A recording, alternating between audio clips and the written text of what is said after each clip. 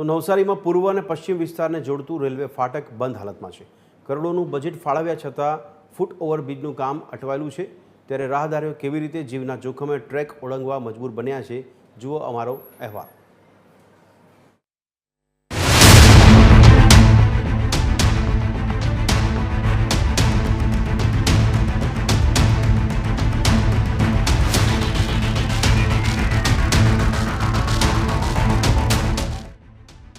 Navsari railway સ્ટેશનની બાજુમાં જ આવેલ રેલવે ફાટક નંબર LC 127 બંધ કરી દેવામાં આવ્યું છે. થોડા વર્ષો અગાઉ બંધ કરાયેલ રેલવે ફાટક પર અંદાજે યુપિન આકારનું 1.5 કિલોમીટર લાંબુ ઓવરબ્રિજ બનાવવામાં આવ્યું અને જૂના રેલવે ગરનાળાને પણ કાર્યરત રાખવામાં આવ્યું.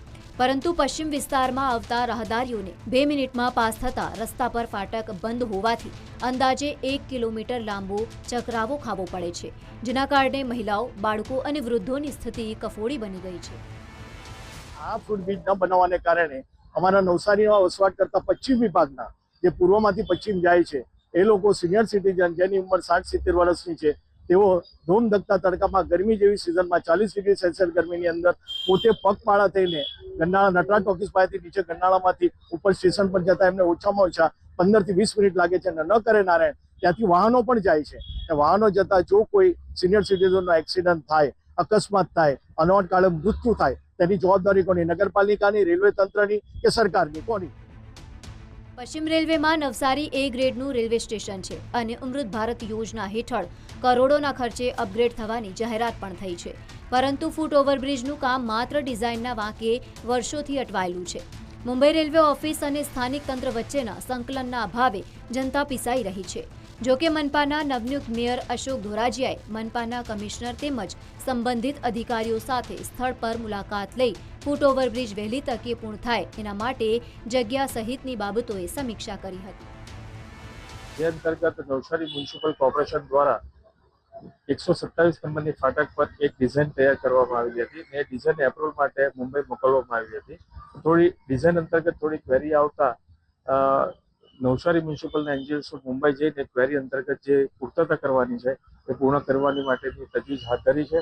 અને મને ખાતરી છે કે ટૂંક સમયમાં એ ડિઝાઇનની જે પૂર્તતા કરવાની છે એ પૂર્ણ થતાં એક નવસારીને પૂર્વથી પશ્ચિમ જવા માટેની એક ફૂટ ઓવરબ્રિજની માંગણી છે તે પૂર્ણ થશે.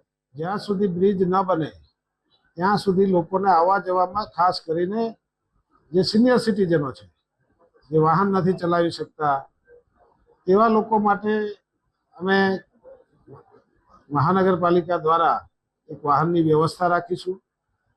બંને બાજુ ટેમ્પરરી એક બસ સ્ટેન્ડ બનાવીશું કે જેથી કરીને વરસાદમાં પણ ત્યાં લોકો બેસી શકે અને એને આવવા જવાની જે મુશ્કેલી છે તો મહાનગરપાલિકા દ્વારા એક વાહન દ્વારા આ છેડેથી પહેલા છેડે અને પહેલા છેડેથી આ છેડે લાવવાની વ્યવસ્થા અમે ટૂંક સમયમાં શરૂ કરીશું.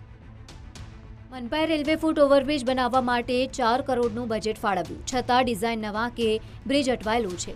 ત્યારે મનપાના અધિકારીઓ રેલવે તંત્ર સાથે સંકલન સાધી લિફ્ટ સાથેનો ફૂટ ઓવરબ્રિજ વહેલી તકે બનાવે એ શહેરીજનો માંગ કરી રહ્યા છે. હવે જોવાનું એ રહેશે કે તંત્ર કેટલી ઝડપે જાગે છે અને યોગ્ય ઉકેલ લાવે છે. TV13 ગુજરાતી માટે પરિમલ મકવાણાનો રિપોર્ટ, નવસારી.